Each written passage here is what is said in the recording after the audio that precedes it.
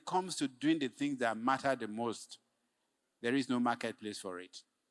So what we hope to create with the summit is a marketplace for social impact.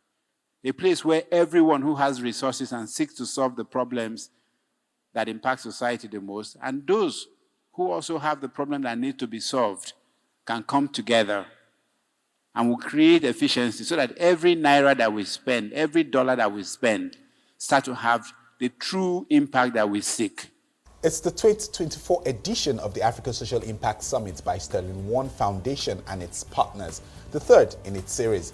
You're watching Focus On, and on this episode, we'll highlight major talking points at the summit and how stakeholders collaborate to solidify gains made so far in the 2030 Agenda for Sustainable Development. Amaki Okpakeye.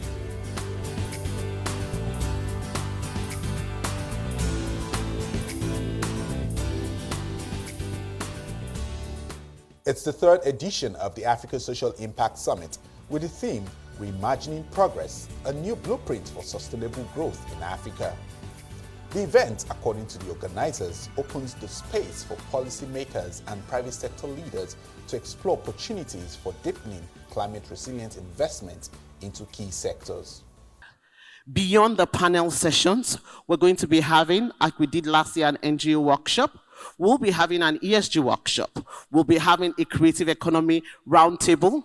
And the priority this year is for more investments into the creative economy.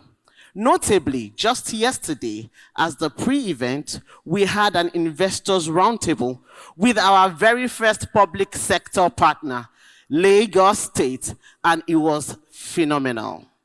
We are trusting that today, your intention will be to, one, secure more partnerships for the work you are doing.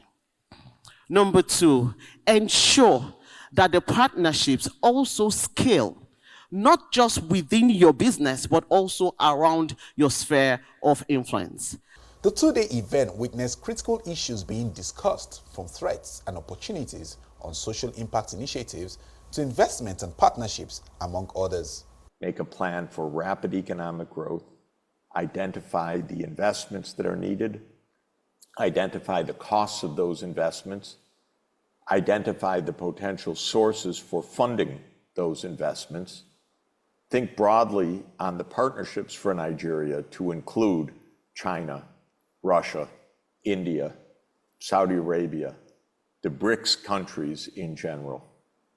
And then on that basis, I believe it will be possible for Nigeria and the rest of Africa to achieve actually many decades of rapid economic growth and to finally end this long period of poverty, and for Nigeria and other countries, not immediately, but within a period of 30 to 40 years, to become high-income countries and major centers of productivity and prosperity for the world economy.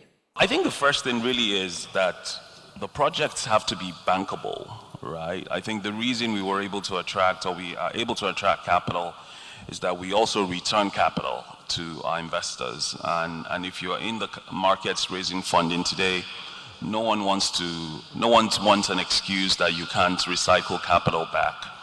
But having established that, I think the role of the public-private partnership is really, really critical. We saw that in that by gaining investment from the NSIA and other DFIs, like I mentioned, private investors were emboldened to come in our subsequent closes. And I think that's something that we can replicate as we look to scale more capital. There are a lot of projects around, but we need to make them bankable so we can attract investors. How do we make these projects bankable? We make these projects bankable by de-risking them, by structuring them. And then, when it's now presented, it's seen as viable. Of course, it's tested as viable. And then we're able to attract investors into the country that will invest in those projects. Our first investment in a fellow-founded company took place last year in a company called Crop Bank. Now, Crop Bank is basically a last mile infrastructure firm. They provide the last mile infrastructure needed to tackle food waste, improve farmer fortunes, and transform agriculture.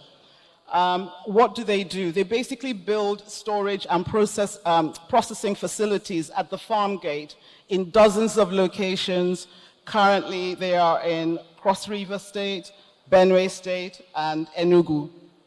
With hope, obviously they're going to expand. And one by one, these storage facilities known as banks, make it more efficient, accessible, and transparent for farmers, smallholder farmers, 60% of whom are under the age of 35, to manage, store, and monetize their grains and nuts. In Kano, I'm sure you've heard about the electric vehicles for women, the tricycles. It's covering a gap that is available in Kano State.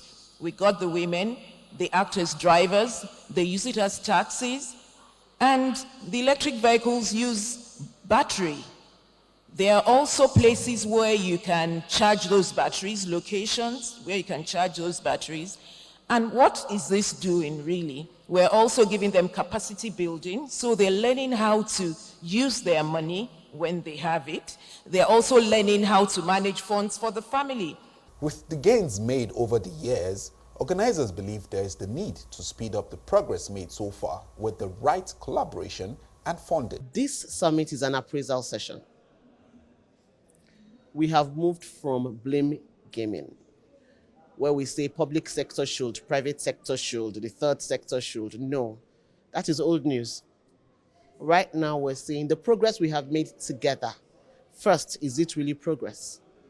Secondly, if it is progress, what do we need to do to speed up what we have done so far?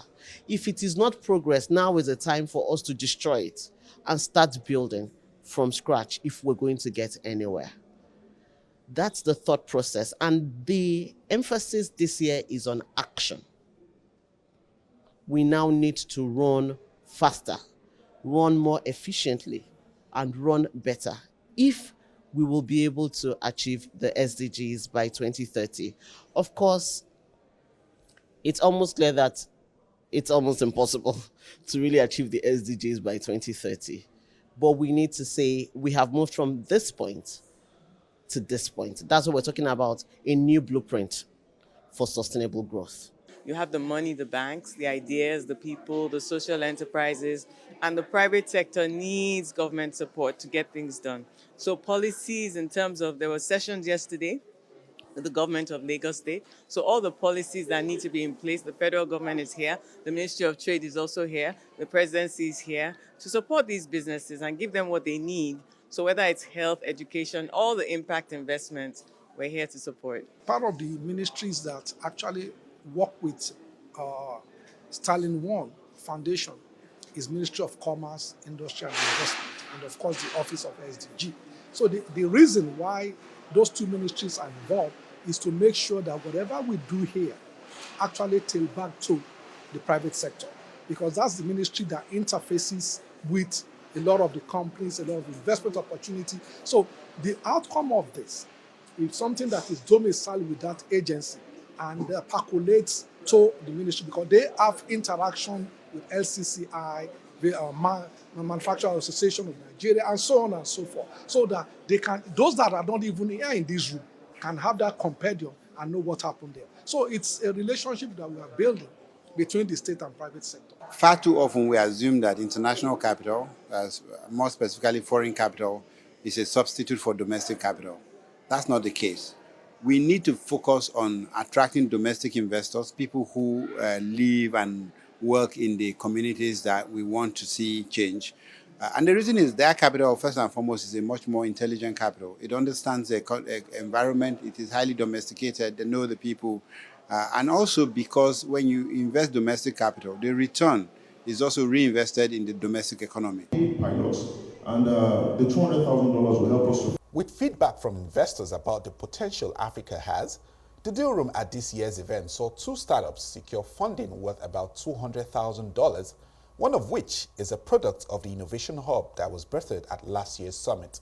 We saw that there was a need for a lot of these innovators to be investment ready. So what we actually did this time was say, instead of waiting for things to just happen, we felt it was important to build the capacity for them. So what we did was we created the Next Exa. The Next Exa started out last year, had over 800 applications, across the country, and we're able to select 15 innovative companies that started well. So it's interesting how that has evolved into about 5 of them pitching, and we're happy, seeing promoting some of the guys who have stood out in the process. It makes us to believe in our vision. It also tells us that we are doing something right. So the 150K that we got just now is a motivation for us to keep doing what we are doing and to be able to do more. Currently, we've been able to serve over 180,000 customers, and then with that, we'll be able to actually serve more people, impacting their lives and their educational goals. We've been able to meet with a lot of investors who have indicated interest in our business, and we've signed a deal already, and we're still in talk with more investors who are very positive about what we are doing. And we believe the time for Africa to, make its talents, accessible to the job market, not only in Nigeria, but or in Africa alone, but all around the world, is now. And we have been asked to make that possible.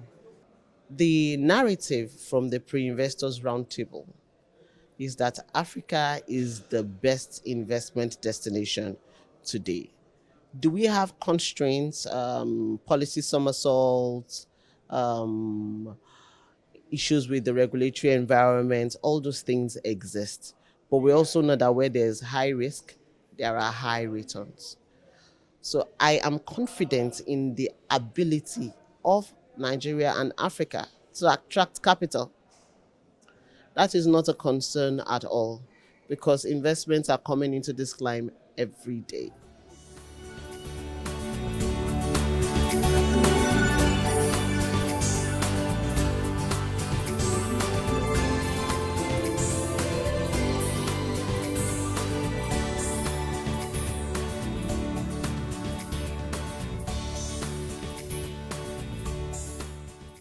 With stakeholders seeing the need to move beyond rhetorics to solutions with tangible impact, attention turns to next year's Africa Social Impact Summit as the race to SDG 2030 draws closer.